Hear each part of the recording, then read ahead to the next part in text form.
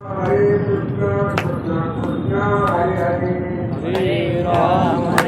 राम राम हरे हरे, हरे कृष्णा कृष्णा कृष्णा हरे हरे, हरे राम राम राम हरे हरे, हरे कृष्णा कृष्णा कृष्णा हरे हरे, हरे राम राम राम हरे हरे, हरे कृष्णा कृष्णा कृष्णा हरे हरे,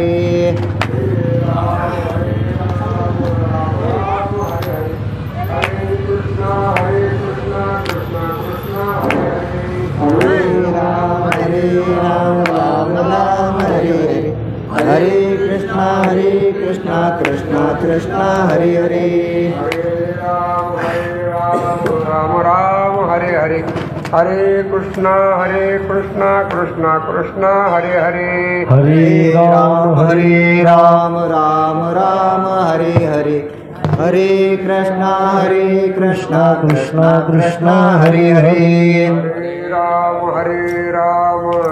राम हरे हरे, हरे कृष्णा कृष्णा हरे हरे, हरे राम राम हरे हरे, हरे कृष्णा कृष्णा कृष्णा हरे हरे, हरे राम राम हरे हरे, हरे कृष्णा कृष्णा हरे हरे, हरे राम राम हरे हरे, हरे कृष्णा कृष्णा कृष्णा हरे हरे, हरे राम राम हरे हरे, हरे कृष्णा कृष्णा कृष्णा हरे हरे, हरे राम राम हरे हरे, हरे कृष्णा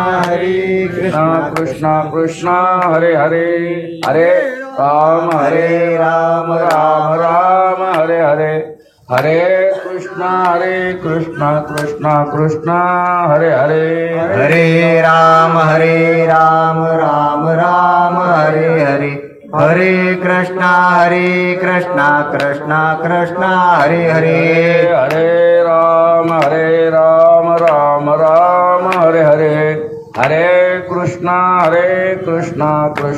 कृष्णा हरे हरे, हरे राम राम हरे हरे, हरे कृष्णा कृष्णा हरे हरे, हरे विठ्ठल श्री ज्ञानदेव तुकाराम भगवान रामचंद्र महाराज की जय, श्री भालकेश्वर महाराज की जय, श्री कुंभेश्वर गजानन महाराज की जय,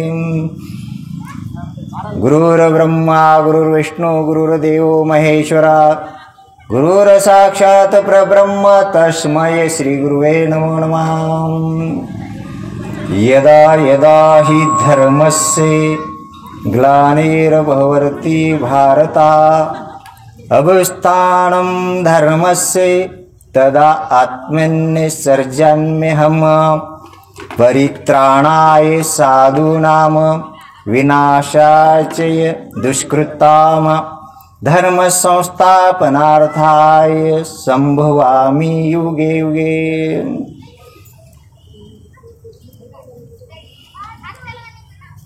या ठिकाणी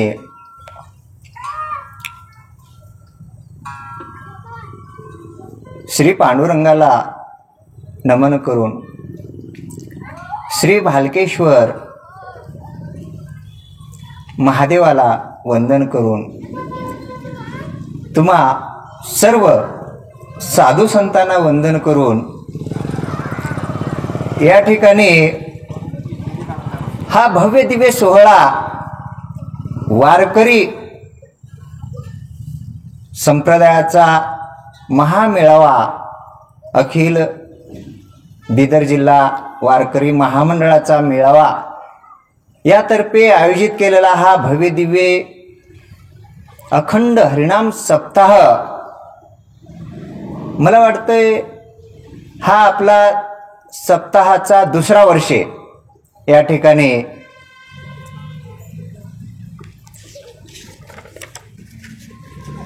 दुसऱ्या दिवसाची प्रवचन रूपी सेवेचे पुष्प आणि माझ्यासारख्या पामराच्या वाट्याला हे आलेलं आहे हे मी भाग्य समजतो. कार्यक्रमाला प्रवचनाला सुरुवात करण्याच्या अगोदर परिहार देणे अतिशय महत्वाचे आहे. श्री संत ज्ञानोबाराज जयंती सप्त शतकोत्तर सुवर्ण महोत्सवी म्हणजे 750 वर्ष झाले. त्यानिमित्ताने श्री संत तुकोबा राय सदेह वैकुंठ गमन त्रिशतकोत्तर अमृत महोत्सवी म्हणजे 375 वर्षे पूर्ण झाले. त्यानिमित्ताने श्री गुरु निवर्ती महाराज वक्ते यांचे चतुर्थ पुण्यस्मरण या निमित्ताने व हरिभक्ती श्री गुरुवर्य भागवत महाराज बळेगावकर यांचे प्रथम पुण्यस्मरणानिमित्त आयोजित केलेले अखिल भारतीय वारकरी परिषदेतर्फे बिदर जिल्हा वारकरी महामेळावा या मेळाव्याचे राष्ट्रीय प्रवक्ते आमचे आवडते सर्वांचे आवडते लाडके सुप्रसिद्ध कीर्तनकार असे संतदास श्री हरिभक्तीपरायण श्री निवर्ती महाराज हल्लाळीकर यांच्या चरणावर वंदन करून व व्यासपीठ प्रमुख हरिभक्तीपरायण श्री दिलीप महाराज मानकरी निटूरकर व तसेच या ठिकाणी समस्त संत मंडळी आई वडील बंधू भगिनी या सर्वांच्या चरणावर मस्तक ठेवून या ठिकाणी माझ्या वाट्याला आलेली प्रवचन रूपी सेवा तोडक्या मोडक्या भाषेमध्ये सांगण्याचा प्रयत्न मी करणार आहे. मी काही फार विद्वान नाही बरं का, पण तुमच्या सेवेचा पाईक म्हणून सेवा ही सर्वश्रेष्ठ आहे. मनुष्य हा सर्वश्रेष्ठ नाही तर सेवा गुरुसेवा देशसेवा राष्ट्रसेवा समाजसेवा आई वडिलांची सेवा ही सर्वात श्रेष्ठ सेवा आहे. म्हणून सेवेच्या ठायी तत्पर राहायला पाहिजे. नित्यनेमाने आपण आपल्या वारकरी संप्रदायाप्रमाणे आपण दररोज नित्यनेमाने उठतो, परमेश्वराचं नामस्मरण करतो, चिंतन करतो, हरिपाठ भजन कीर्तन ऐकतो, ज्ञानेश्वरी वाचन करतो, अभंगाता वाचन करतो ऐकतो.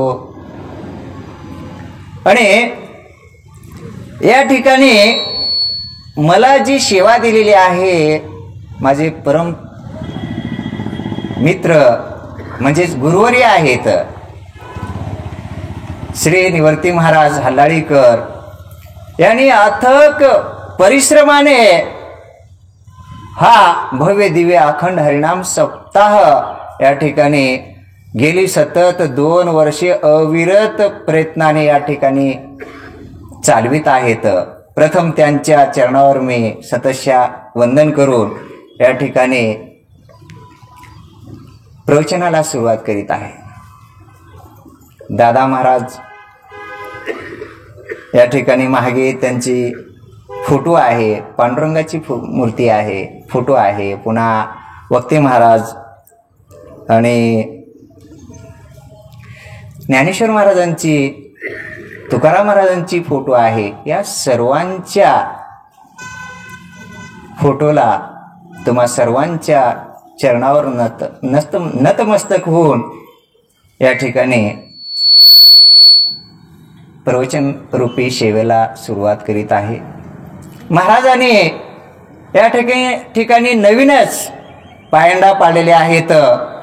प्रवचन हे महाराजांच्या मनावर नसून आणि त्यांनी विषय घालून दिलेले आहेत.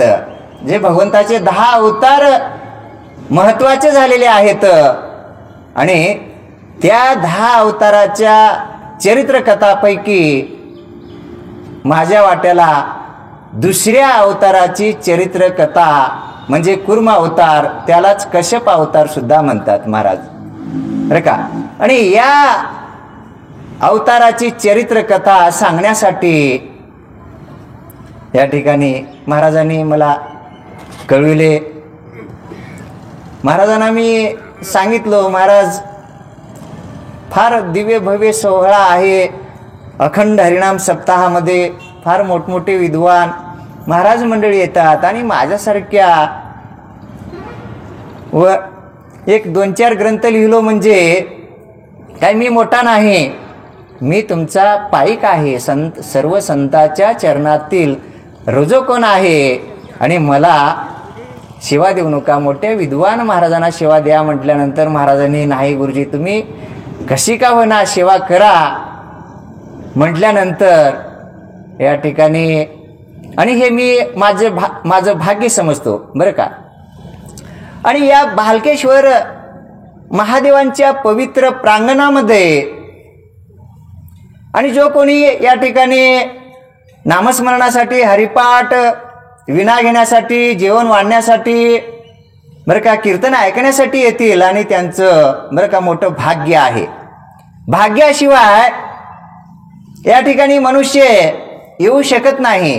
पूर्वजन्मीचं काहीतरी पुण्य पाहिजे पदरामध्ये, तेव्हाच आपण संतांच्या संगतीमध्ये, संत सानिध्यामध्ये, संतांचं नामस्मरण ऐकणं, श्रवण करणं, गायन करणं, ऐकणं, आणि हे सर्व आपणाला घडतंय. आणि आपल्या भाग्यामध्ये जर नसेल तर जवळूनही आपण ऐकू शकत नाही. आणि आपणाला आलो म्हणून समजा कीर्तन ऐकण्यासाठी, प्रवचन ऐकण्यासाठी आलो, हरिपाठ ऐकण्यासाठी आलो, पण आल्यानंतर या ठिकाणी आपल्या भाग्यामध्ये जर नसेल तर आपल्याला इथं आल्यानंतर झोप लागते. तुम्ही हे लक्षात घ्या, येथे आल्यानंतर सुद्धा एवढ्या गर्दीमध्ये लाऊडस्पीकर चालू आहेत, साऊंड बॉक्स चालू आहेत, तरी सुद्धा आपल्याला झोप लागते. म्हणजे आपल्या भाग्यामध्ये हे नामस्मरण ऐकण्याचं भाग्य नाही. म्हणून आपण सर्वजण या ठिकाणी आलेले सर्व मायबाप, बंधू भगिनी या ठिकाणी या दिव्य भव्य प्रांगणामध्ये, या दिव्य मंडपामध्ये आपण आलो आहोत आणि हे आमचं भाग्य आहे. तर आता जास्त विलंब न लावता आपण मुख्य विषयाकडे वळूया. आणि विष्णूचे 10 अवतार झालेले आहेत, अतिशय महत्वाचे. 10 अवतारापैकी दुसरा अवतार काल महाराजांनी सांगितले, पहिल्या अवताराची चरित्र कथा अतिशय गोड सांगितले. आणि आज आपण या प्रवचनातून कुर्म अवताराची कथा आपण ऐकणार आहोत. आणि सर्वांना ज्ञातच आहे, कुर्म अवतार म्हणजे कासव, त्यालाच आपण कश्यप सुद्धा म्हणतो. आणि कासव हा प्राणी प्रत्येक मंदिरामध्ये, सभा मंडपाच्या देवाची मूर्ती नंतर आपण देवाच्या मूर्तीचं दर्शन करतो, अगोदर आपण कासवाचं दर्शन करतो. बघा इतकं मोठं वरदान त्या कासवाला, त्या कासव अवताराला आणि लाभलेलं आहे. आणि ज्या ज्या वेळेस पृथ्वीवर संकटे येतात बरं का, त्या वेळेस विष्णू परमात्मा अवतार घेऊन त्या संकटाचं निवारण करतात. आणि भगवद्गीतेमध्ये अर्जुनाला उपदेश करीत असताना, भगवद्गीता सांगत असताना परमात्मा श्री भगवान श्रीकृष्ण म्हणतात, यदा यदा हि धर्मस्य ग्लानिर्भवति भारता अभुस्थानम धर्मस्य तदात्मन्न सर्जाम्यहम् परित्राणाय साधूनाम विनाशाय दुष्कृताम धर्म संस्थापनार्थ संभवामी युगे युगे. बघा प्रत्येक पावलागणिक संकटे आहेत. जो धर्माने वागतो त्याच्यावर संकटे आहेत. अधर्माने वागणाऱ्याला आणि ते लोक संकटाला भीत नसतात. केव्हाही सत्याचाच विजय होत असतो, केव्हाही धर्माचाच विजय होत असतो. हे आपण अगोदर लक्षात घ्यायला पाहिजे. आणि पूर्वी एकदा एक कथा घडली. दुर्वास ऋषी महान तपस्वी होते. दुर्वास ऋषी पारिजातक फुलाची सुंदर विजयमाला घेऊन स्वर्गाला गेले. स्वर्गाला गेल्यानंतर स्वर्गाचा राजा इंद्र आणि त्या इंद्राला ती माळ अर्पण केले. कोण? दुर्वास महाराजाने, बरं का. आणि इंद्र आपल्या गळ्यामध्ये न घालून घेता ती माळ काय केले? आपल्या ऐरावत हत्तीच्या गळ्यामध्ये इंद्रदेवाने घातले. मग ते हत्ती गळ्यात, ते हत्ती हा प्राणी आहे, त्याला फूल काय, सोनं काय, माती काय, सर्व समानच. अज्ञानी पशु आहे. मग एवढी किमती, एवढा मोठा हार पृथ्वीपासून स्वर्गाला गेले. कुणाला? इंद्रदेवाचा सन्मान करून इंद्रदेवाच्या गळ्यात घालण्यासाठी. दुर्वास ऋषी महान तपस्वी होते. बघा, पर्वता एवढं, हिमालय पर्वता एवढं त्यांचं तप होतं. पर्वतापेक्षाही फार मोठं तप दुर्वास ऋषी. आणि त्यांचा स्वभाव अतिशय कडक होता, अतिशय रागिष्ठ होते, कोपिष्ठ होते. आणि ज्या इंद्रदेवाला मी पारिजातक पुष्पहार, इतक्या मोलाचं हार मी पृथ्वीपासून स्वर्गामध्ये येऊन एवढ्या कष्टाने इंद्रदेवाच्या गळ्यामध्ये घालण्यासाठी आलो, पण इंद्रदेव हा आपल्या गळ्यामध्ये घालून घेतलेला नाही, उलट प्राण्याच्या गळ्यामध्ये घालतो, म्हणजे हत्तीच्या गळ्यामध्ये घालतो. आणि हा हत्ती काय करतो? म्हणजे तो काढून आपल्या पायाखाली टाकतो आणि टाकून पायाने त्या हाराचा चेंगरा करतो, बरं का. ते फुलं, नाजूक फुलं, पारिजातकाचे नाजूक फुलं, आणि ते अस्ताव्यस्त पडतात. त्यावेळेस दुर्वास ऋषींना भयंकर राग येतो. म्हणतो, हे इंद्रदेवा, तुम्ही फार माजले आहात देव स्वर्गातले. मी तुमचा सन्मान करण्यासाठी पारिजातकाचा एवढा मोठा हार आणलो, इतका सुंदर हार. हा हार नुसता हार नव्हता, तर विजयश्रीचा हार होता. जो कोणी या हाराला आपल्या गळ्यामध्ये घालून तसाच ठेवेल आणि तो सदा विजयश्री होणार होता. पण हे इंद्रदेवा, तू माजला आहेस, तू उन्मत्त झाला आहेस, तुला साधूची किंमत काही कळत नाही. आणि त्या फुलाचा, या ठिकाणी तू फुलाच्या माळाची नासधूस केली नाहीस, तर माझा या ठिकाणी अपमान, भयंकर अपमान तू केला आहेस हे इंद्रदेवा. आणि तुझा या ठिकाणी सर्वस्वी नाश होईल आणि तुम्ही शक्तिहीन व्हाल, असा शाप दुर्वास ऋषीने इंद्रदेवाला दिले. आणि लागलीच देवाची शक्ती हीन झाली. आणि देवाची शक्ती हीन झाल्यानंतर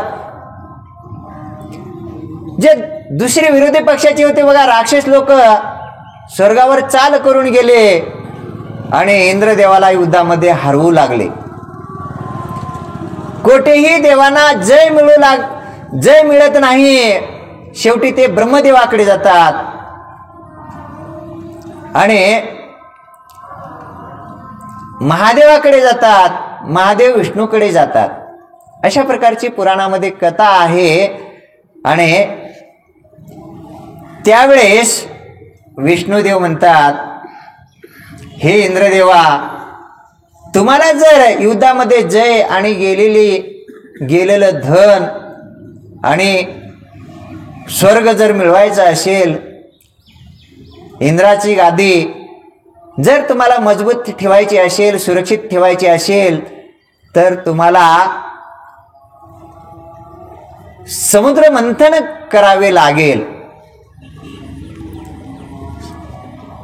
समुद्र मंथन करण्यासाठी मंद्रांचल पर्वताची रवी आणि नागराज वासुकीचा दोर करावा लागेल. आणि यासाठी राक्षस दैत्य लोकांची सुद्धा मदत तुम्हाला घ्यावी लागेल, असा सल्ला भगवान विष्णूने इंद्रदेवाला दिले. आणि राक्षस लोक बलवान होते, बलिष्ठ होते, अक्राळ विक्राळ धिप्पाड, आणि देव लोक हे नाजूक होते, त्यांच्याकडे शक्ती जास्त नव्हती. आणि देवाचं संरक्षण करण्यासाठी, धर्माचं संरक्षण करण्यासाठी भगवंतांनी इंद्रदेवाला स्वर्गातील जेवढे काही 33 कोटी देव होते या सर्वांना मदतीचे आश्वासन दिले.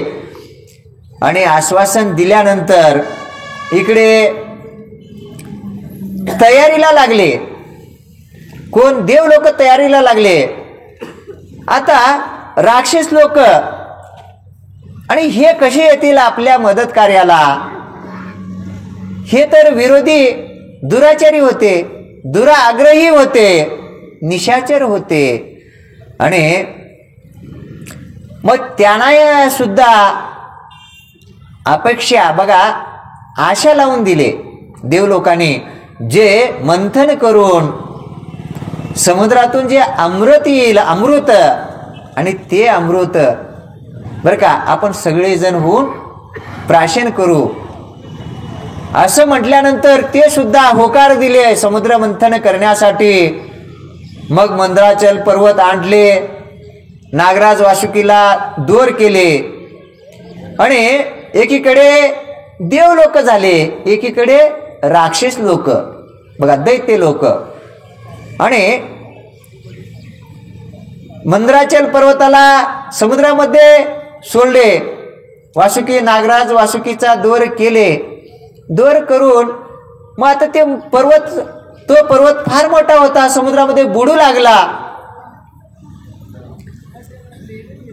आता पूर्वीच्या काळामध्ये रव्या हे आपल्याला माहिती होतं, आताच्या मुलांना माहिती नाही बरं का. रवी म्हणजे काय, दोर म्हणजे काय रवीला. आता ते मिक्सर आलेले आहेत ना, मिक्सर, ते मिक्सरमध्ये घातले की झालं दही, दूध, ते दह्याची लोणी होणार मिक्सरमध्येच, ताक होणार, आणि पुन्हा ते मग आता ते माहिती नाही रवी म्हणजे काय. आता आम्हाला माहिती आहे सर्वांना, आताच्या पिढीना रवी म्हणजे काय माहिती नाही. दूध चाललेलं आहे डेअरीला, आणि जास्त तूप करण्याची गरज भासत नाही. ते कंपनीमध्येच, डेअरीमध्येच तूप तयार होत आहे. आपण पॅकेजमध्ये, आपण त्या डब्यामध्ये, पॉकेटमध्ये आपण खरेदी घेऊन वापरत आहोत, खात आहोत, तूप घेत आहोत. पण पूर्वीच्या लोकांना, आम्हाला सर्वांना माहिती आहे रवी म्हणजे काय, दोर म्हणजे, रवीचा दोर म्हणजे काय, ही माहिती आहे. तर आताच्या मुलांना माहिती नाही. पण मंद्राचल पर्वत हा बुडू लागला. सगळे देव लोक आणि पुन्हा राक्षस लोक म्हणजे संकटामध्ये पडले. आता काय करायचं, नेमकं काय करायचं? परमात्मा भगवान श्री विष्णूने आश्वासन दिले होते, मी मदत तुम्हाला 100% करतो म्हणून देवाना. आणि बघा, एकमेका सहाय्य करू अवघे धरू सुपंथ, असं तुकाराम महाराजांनी म्हटलेले आहे. जगद्गुरु तुकाराम महाराजांनी आपल्या अभंगातेमध्ये म्हटलेले आहेत. ज्या ज्या वेळेस धर्मावर संकटे येतात, पृथ्वीवर संकटे येतात, त्या वेळेस भगवान श्री विष्णूने अवतार घेऊन त्या संकटाचं निवारण करून धर्माचं संरक्षण केलेले आहेत, भक्ताचं रक्षण केलेले आहेत. बरं का, दिलेला शब्द पाळण्यासाठी त्यांनी काय केले, दुसऱ्या अवताराची बरं का धारणा, अवतार रूप धारण केले. आणि तो दुसरा अवतार रूप म्हणजे कासवाचा अवतार, आम्हासाठी अवतार, जगासाठी, जगाच्या कल्याणासाठी अवतार धरले. बरं का विश्व तारण्यासाठी त्याने अवतार धरले. कासवाचा, भला मोठा कासव. बघा मंद्रांचल पर्वत किती मोठा होता आणि त्याला पाठीवर, त्याचं ओझ पाठीवर घेण्यासाठी आणि कासव किती मोठा व्हावा लागला असेल. म्हणजे इतक्या भल्या मोठ्या कासवाचा त्या ठिकाणी रूप धारण करून अवतार घेऊन आणि आपल्या पाठीवर मंद्राचल पर्वताला बरं का ठेवले. म्हणजे हे राक्षस लोक ठेवले, हे देव लोकांनी राक्षस लोक होऊन अगोदरच त्या ठिकाणी घातलेले होते समुद्रामध्ये. हा पर्वत मंद्राचल पर्वत बुडत होता बरं का. आणि बुडत असताना देव लोकांनी धावा केले. धावा केल्यानंतर लगेच देव लोकाला प्रसन्न झाले. लगेच दुसऱ्या अवताराची धारणा करून कासवाचं त्या ठिकाणी रूप धारण केले आणि लगेच मंद्राचल पर्वताच्या खाली जाऊन बरं का थांबले. आणि पर्वत थांबला आणि इतकं मोठं वज्ज जगाच्या कल्याणासाठी बरं का, ह्या विश्वाचं संरक्षण करण्यासाठी, भक्ताचं संरक्षण करण्यासाठी, 33 कोटी देव लोकांना, इंद्र लोकांना दिलेला शब्द पाळण्यासाठी भगवंताने इतकं मोठं कष्ट त्या ठिकाणी झेललेला आहे बरं का. त्रास बघा, जया अंगी मोठेपण तया यातना कठीण म्हणतात. बघा मोठेपण घेण्यासाठी भरपूर यातना सोसाव्या लागतात. लहानपण देगा देवा मुंगी साखरेचा रवा. म्हणजे लहान जे असतात त्यांना चिंता नसते, जे मोठे महात्मे असतात त्यांना जगाची चिंता असते, आपल्या समाजाची, देशाची. महाराजांनी ते वाक्यच हे केलेले आहेत, देव, देश आणि समाज कल्याणासाठी, धर्म कल्याणासाठी बरं का हा अखंड हरिनाम सप्ताह. खरं तर किती धन्यता द्यावी तेवढी कमीच आहे बरं का निवर्ती महाराजांना. म्हणजे जगाचे बोलणे सोसून सुद्धा संत महात्म्यांनी त्यांच्यावर म्हणजे कृपा करून आणि इतकं अमृतरूपी या ठिकाणी आपणाला भगवंताची कथा, चरित्र, कीर्तना रूपाने किती भव्य दिव्य कीर्तन या ठिकाणी मोठमोठे आळंदीचे महाराज, इकडून पंढरपूरचे महाराज, मोठमोठे संत महात्मे या ठिकाणी येऊन आणि आपला उद्धार करीत आहेत. आणि हे खरं म्हणजे आमचं भाग्य आहे. आणि मग भगवंताने कासव रूपाने अवतार धारण करून मंद्राचल पर्वतावर बरं का, पर्वताला ते असं आदरणीत धरले पाठीवर आणि एकीकडे वासुकी नावाचा दोर केले. म्हणजे नागराज वासुकीला दोर केले आणि ज्या ठिकाणी म्हणजे जिकडे वासुकीचा तोंड होता, वासुकीचे तोंड होते तिकडे दैत्य लोक झाले आणि शेपटीकडे, शेपटीच्या बाजूकडे देव लोक झाले. आणि नागराज त्या ठिकाणी ते असं मंद्राचल पर्वताला ते नागराज वासुकीची दोरी केल्यानंतर नागराजाला सुद्धा वेदना होऊ लागल्या. बघा ताण बसतो ना, असं घुसळत असताना ओढून शक्ती, इकडे राक्षसाची शक्ती आणि इकडे देव लोकांची शक्ती. आणि इतकं मोठं त्या इतक्या मोठ्या पर्वताला फिरवत असताना त्या नागराजांच्या पोटातील म्हणजे पाठीचे हाडं ते काय होत असतील त्याचं त्या नागराजालाच माहिती. म्हणजे देवाने त्याला त्या नागराजांना वासुकीला सुद्धा इतकी प्रचंड शक्ती दिलेली होती. बघा साप हा विषारी प्राणी सुद्धा एकदा काय करतो, जगाच्या कल्याणासाठी सहाय्य करतो. राक्षस लोक सुद्धा मदतीला आले.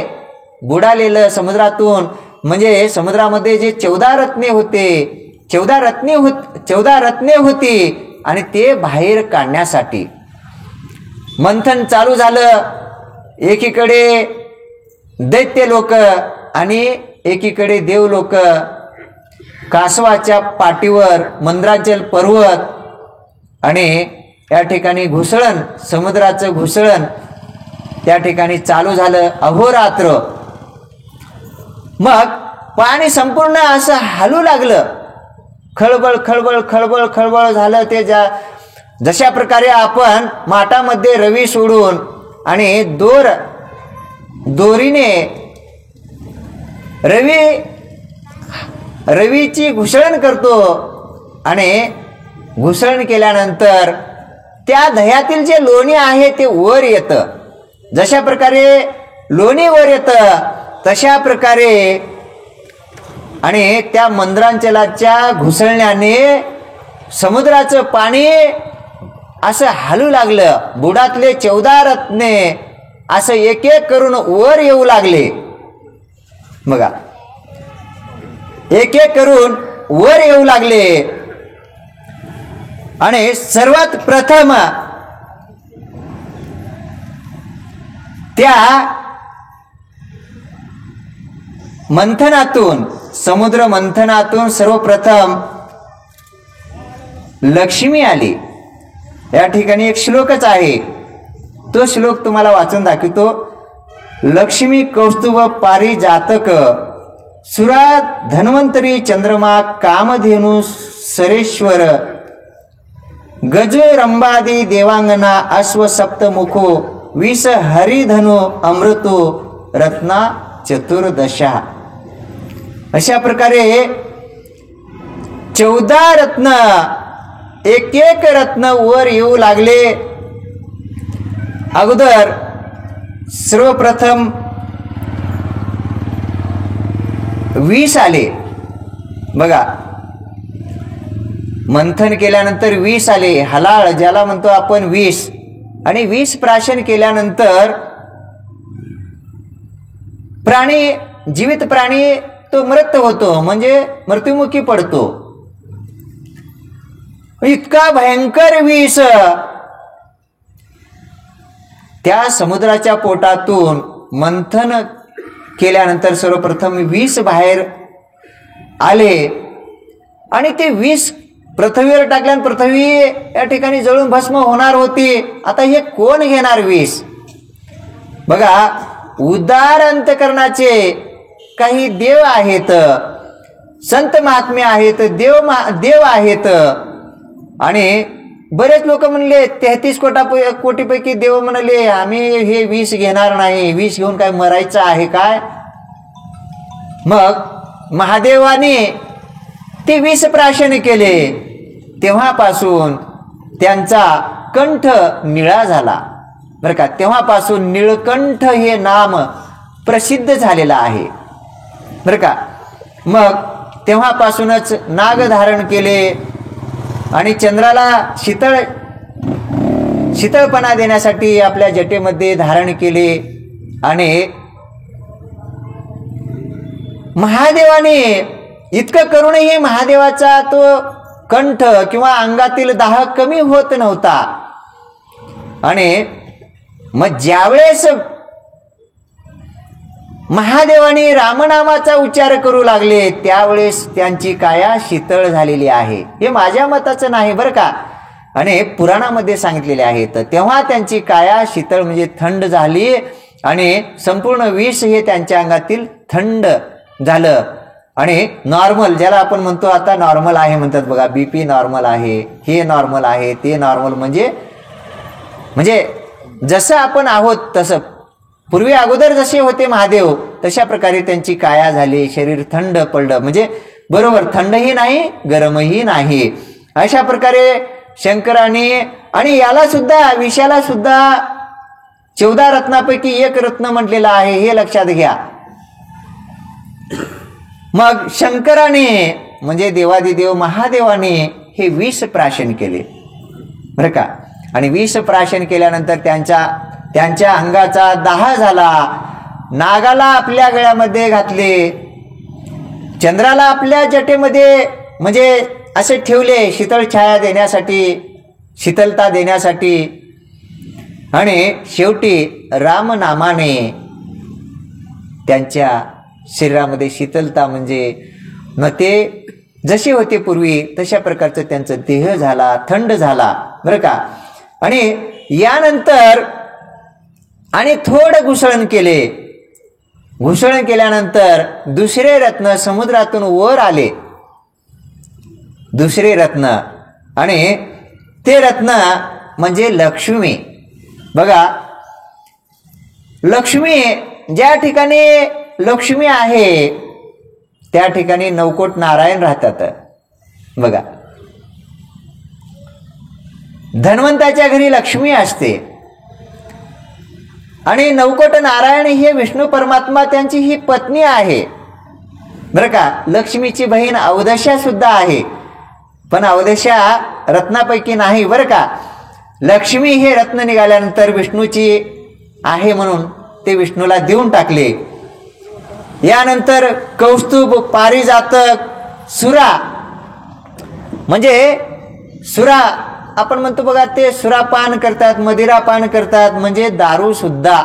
आपल्या भाषेमध्ये, बोली भाषेमध्ये जर सांगायचं झालं, सुरा म्हणजे दारू.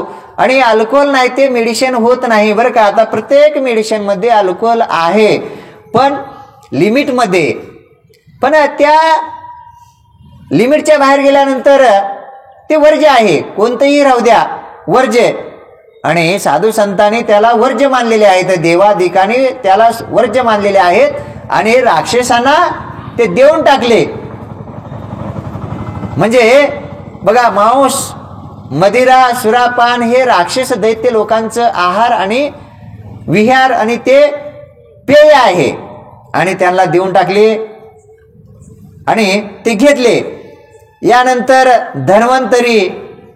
धन्वंतरी सुद्धा आपण ज्याला म्हणतो मेडिसिन, आपल्या याच्यामध्ये इंग्रजी भाषेमध्ये आता त्याला औषध म्हणतो. आणि धन्वंतरी हे सुद्धा रत्न कुठून निघालं, म्हणजे ह्याच्यातूनच निघालेलं आहे, समुद्रातून, त्या मंथनातून बघा. आणि असे रत्न. आणि पुन्हा कामधेनू निघाली, सरेश म्हणजे गजू म्हणजे ऐरावत रत्न सुद्धा, ऐरावत हाती सुद्धा बुडालेला होता. ऐरावत रत्न म्हणजे ऐरावत हाती ते इंद्राला देऊन टाकले. रंबादी, देवांगना, अश्व हे अशा प्रकारे. पुन्हा शेवटी अमृताचं कलश म्हणजे 14वे रत्न अमृत, त्या समुद्रातून अमृताचा कलश वर आला. बघा, अमृत प्राशन केल्यानंतर कोणताही जीवित प्राणी मरणार नाही, अशा प्रकारची धारणा आपल्या देशामध्ये आहे, या जगामध्ये आहे, विश्वामध्ये आहे. पण मला म्हणायचं आहे, स्वर्ग लोकातील देव लोक अमृत प्राशन करूनच राहत होते. आणि ज्या ज्या वेळेस युद्ध व्हायचे राक्षसामध्ये, देव लोकामध्ये, त्या त्यावेळेस देव लोक मृत्युमुखी पडत होते. आणि दैत्य लोकांकडे हे शुक्राचार्य त्यांचे गुरु होते, आणि संजीवनी विद्येच्या आधारे दैत्य लोकांना उठवायचे. आणि पण इकडे बृहस्पती देवाचे गुरु होते, यांना संजीवनी विद्या म्हणजे प्राप्त नव्हती. यामुळे कचाला पाठविले देवलोकाने, त्या ठिकाणी सुद्धा ते अयशस्वी झाले. आणि शेवटी अमृत प्राशन करावं म्हणून त्या ठिकाणी देवलोकांनी विचार केले, राक्षस सुद्धा आम्ही पण अमृत प्राशन करायला पाहिजे. या मृत्यू लोकावर अमृताला इतकी किंमत आहे बरं का. मला तर वाटतंय अमृताला किंमत असल्याएवढी कोणत्याही वस्तूला किंमत नाही असं मला वाटतंय बरं का. अमृत म्हणजे सर्वश्रेष्ठ हे पेय आहे. मग ते घुसळण करायचं थांबू केले राक्षस लोक आणि देव लोक. बघा, ज्या ठिकाणी किमती वस्तू बाहेर येते त्या ठिकाणी मारामारी करून घेतात. बरेच लोक झगडे करून घेतात की हे आम्हाला पाहिजे, हे आम्हाला पाहिजे, तुम्हाला द्यायचं नाही, स्वार्थासाठी झगडे. बघा, म्हणून प्रत्येक ठिकाणी मारामाऱ्या आहेत. धर्म अधर्म या सर्वांचा या ठिकाणी हल्लकल्लोळ माजलेला आहे प्रत्येक युगामध्ये. आणि आजही बरं का धर्मावर धर्माबरोबर अधर्माची लढाई चालू आहे. आणि धर्माने चालण्यासाठी धर्माचा विजय होण्यासाठीच अशा प्रकारचे या ठिकाणी अखंड हरिनाम सप्ताह पारायण आणि संत महात्म्याची भेटी गाठी आपण घेत असतो. त्यांचे उपदेश गुरुदीक्षा. आणि पण एवढं सगळं घेऊनही आपण त्या मार्गाने जर चालत नाही गेलो बरं का स्वतःला चालायला पाहिजे. गुरुजी सांगतात पण परीक्षा विद्यार्थ्यांनाच द्यायला पाहिजे. आणि सद्गुरू आपल्याला सांगतात की ही परीक्षा आहे. आपल्या जन्मापासून ते मरेपर्यंत आपल्याला एक परीक्षा द्यायची आहे.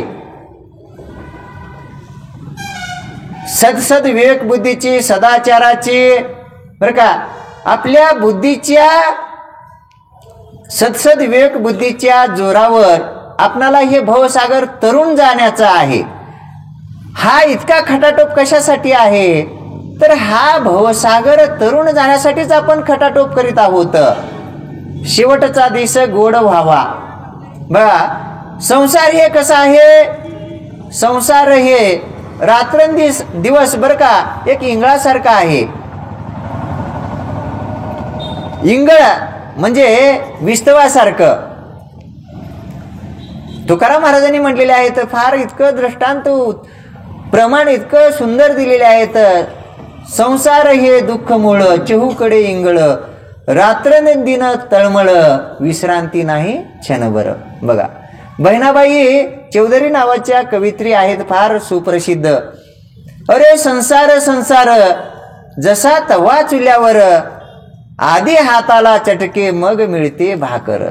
बघा मनाच्या संदर्भात सुद्धा प्रमाण दिलेले आहेत. मन वडाय वडाय उभ्या पिकातलं डोर किती हाकल फिर येत पिकावर. बघा किती देव लोक ब्रह्मदेव इंद्र लोकांना हे मन मानवी मन हे ऐकलेलं नाही. कित्येक लोक बघा कलियुगामध्ये अनेक किती युगापासून जपी तपी लोक या मनाच्या मागे लागून आपल्या जीवनाचं वाटोळं करून घेतलेले आहेत.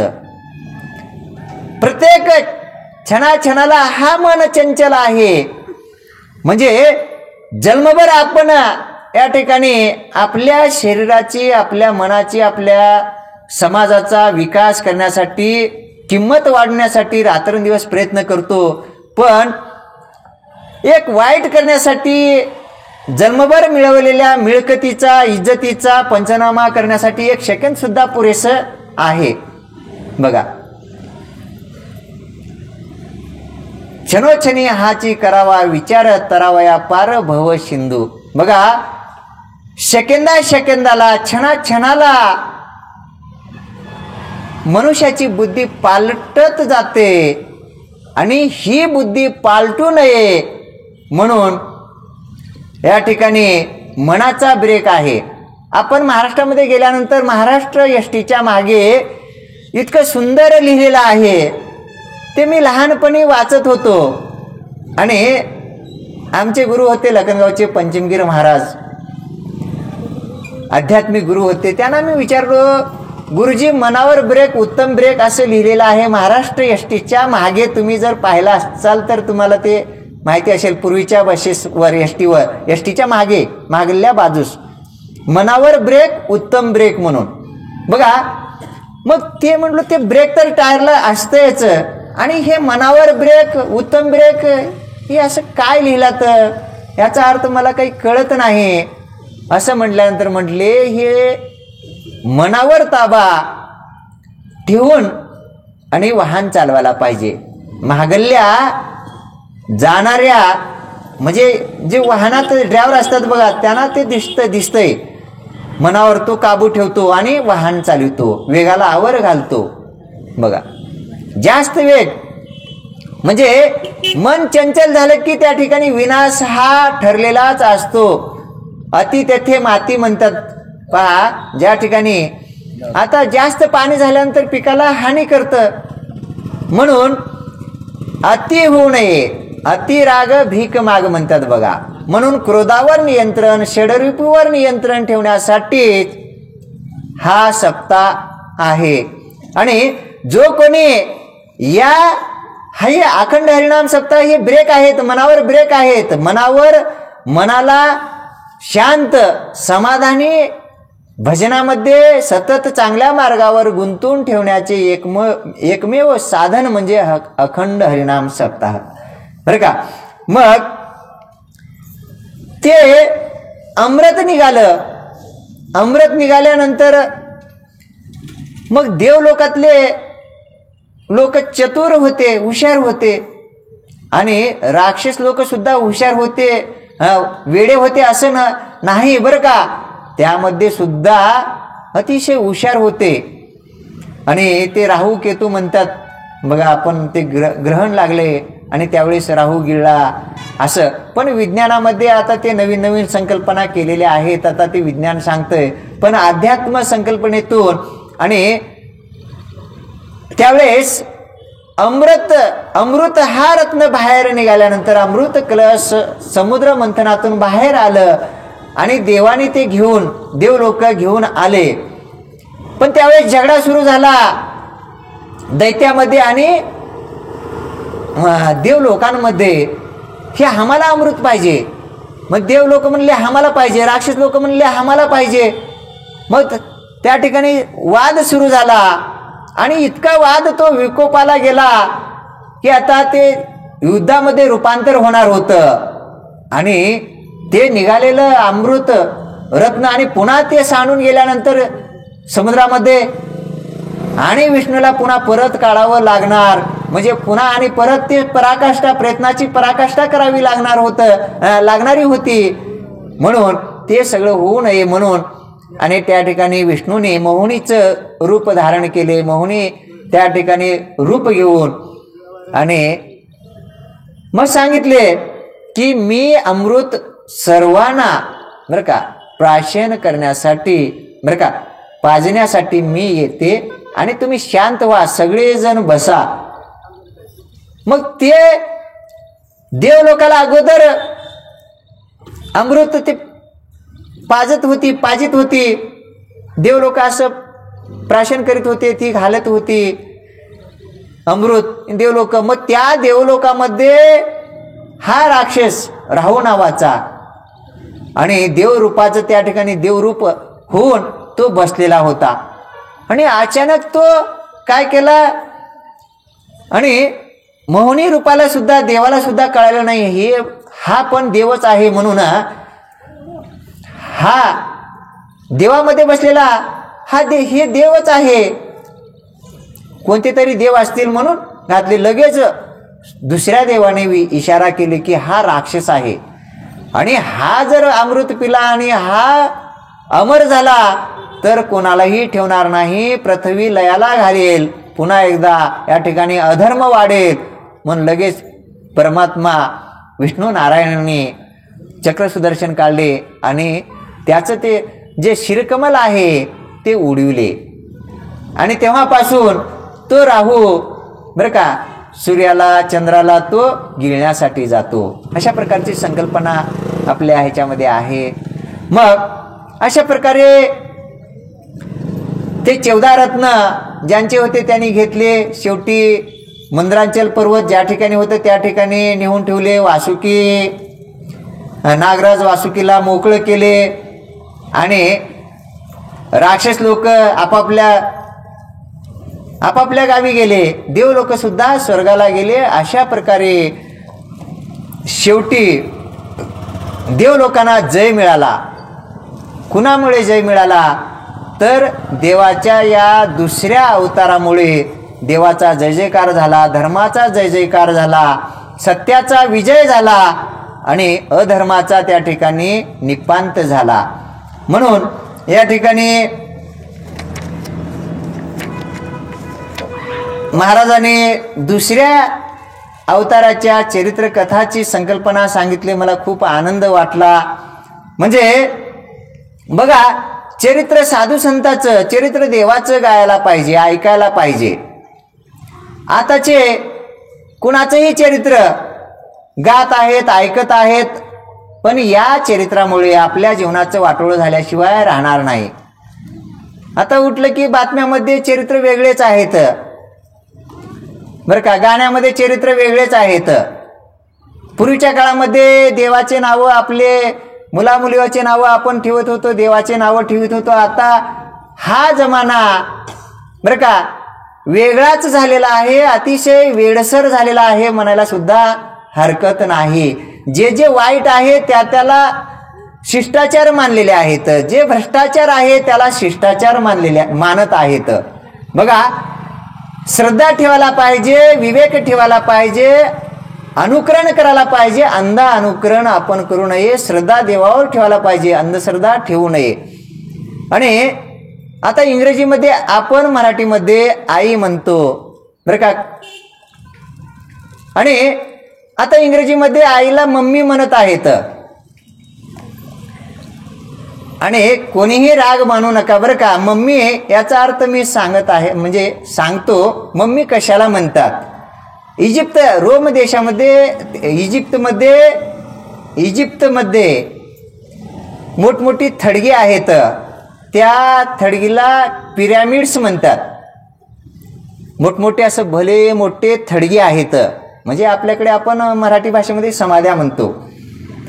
आणि त्या थडग्यामध्ये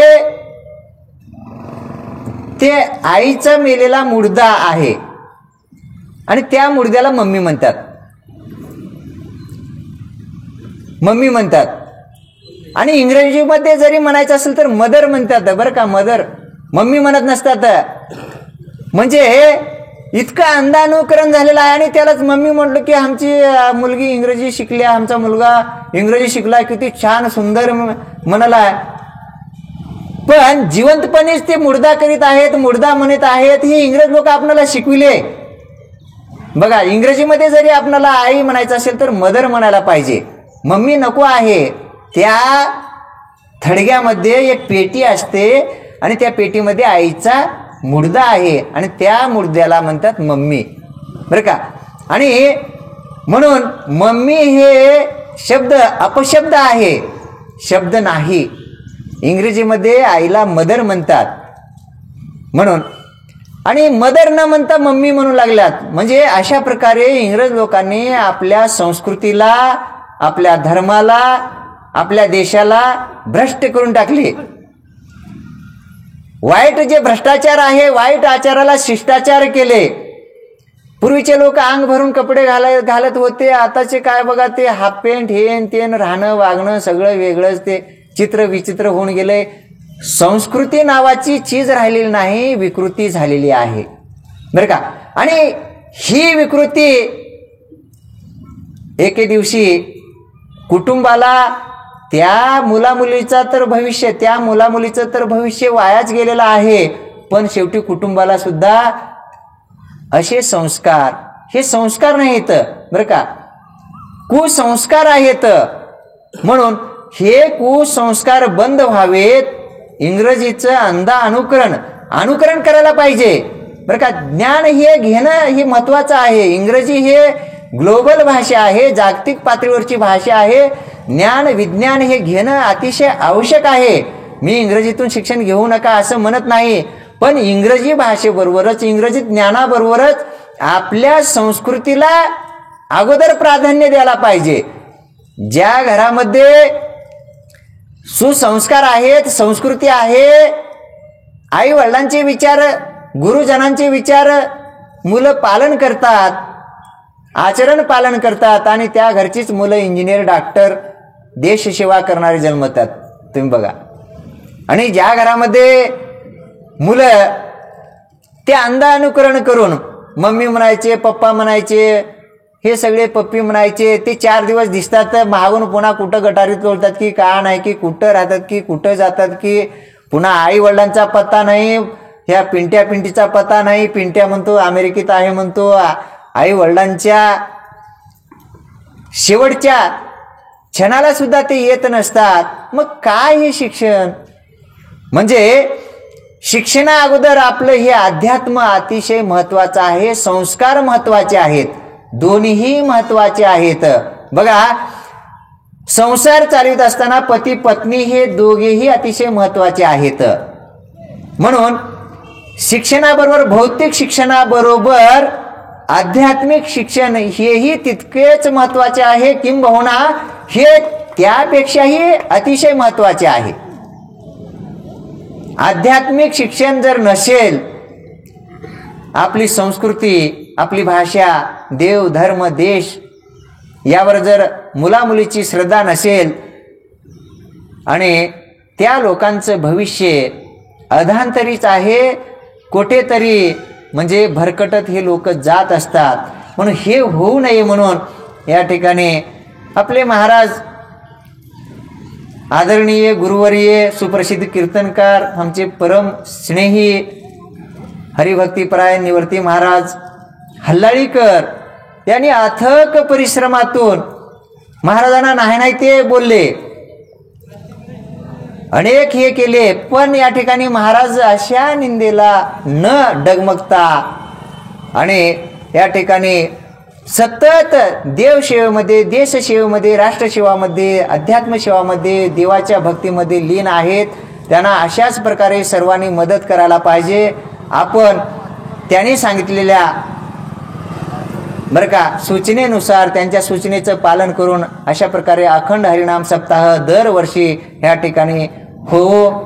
आणि हा सप्ताह जोपर्यंत चंद्रसूर्य आहेत तोपर्यंत भालकेश्वर मंदिराच्या या पवित्र प्रांगणामध्ये सतत चालू राहावा अशा प्रकारची इच्छा प्रकट करून आणि झालेली सेवा पांडुरंगाच्या चरणी, भालकेश्वर महादेवाच्या चरणी, तुम्हा सर्व संत मायबाप बंधू भगिनीच्या चरणावर या ठिकाणी या अर्पण करून आणि या सेवेला या ठिकाणी मी पूर्ण विराम देतो. विठ्ठल विठ्ठल रामकृष्ण हरी. आता विश्वात्मके देवी तो सोनी मज द्यावे पसाय दान हे, तया सत्कर्मी रती वाढो. माईक द्या महाराज, माईक.